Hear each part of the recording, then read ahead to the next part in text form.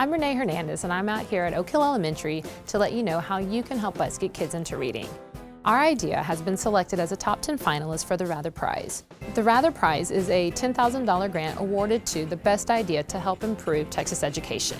Our idea at Oak Hill Elementary is to implement a reading program for grades K through 2.